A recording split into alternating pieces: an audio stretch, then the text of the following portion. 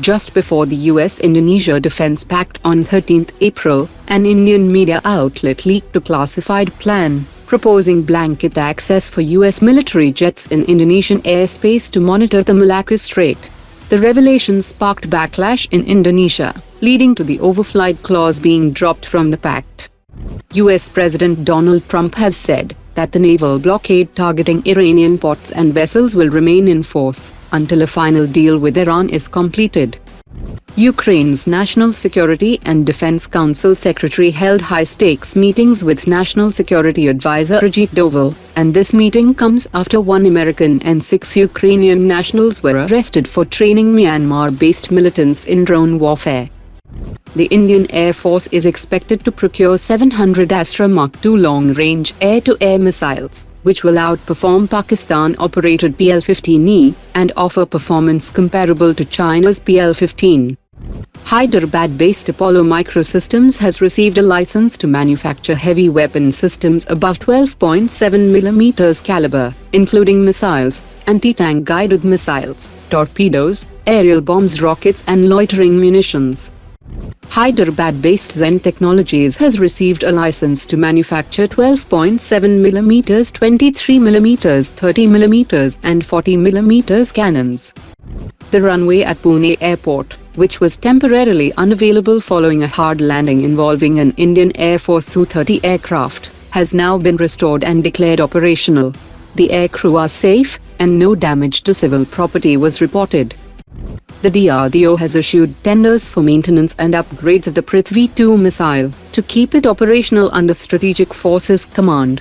Parallel upgrades to the Prithvi-II are underway to extend service life through improved guidance electronics and propulsion, along with compatibility with modern launchers and networked command and control systems. TATA Advanced Systems has unveiled an indigenous multi-role unmanned ground vehicle that can carry up to 1,000 kilograms, an endurance of up to 80 kilometers, and speeds of 20 kilometers per hour. It is powered by a hybrid electric drive for low-signature operations, and features multiple navigation modes, enabling flexible deployment across missions. Naval Group has proposed the Scorpene evolved submarine to India, featuring lithium-ion battery propulsion for 80 days endurance, improved stealth, and no need for air-independent propulsion. The design includes a permanent magnet motor and a proposed vertical launch system for BrahMos NG missile. The DRDO is developing naval Kusha long-range maritime air defense system, with sea trials expected by mid-2027, to counter anti-ship ballistic missiles and hypersonic threats, well beyond the Indo-Israeli LR-SAM's 100 km range. It will act as a 250 km fleet shield for carrier groups, as it can track 100+ targets and engage multiple threats at Mach 7 speed. The Indian Air Force Chief flew the F-15EX Eagle II during his official visit to the United States, and this sortie comes at a time when the United States continues to showcase its frontline fighter offerings to India.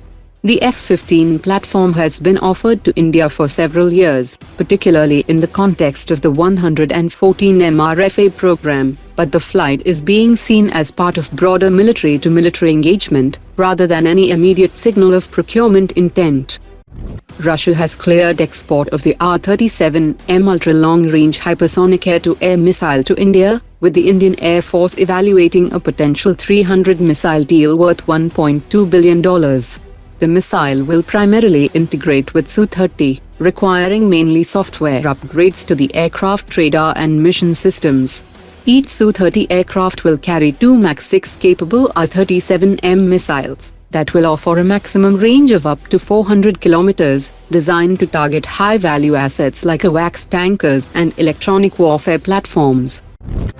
Today's top 3 comments.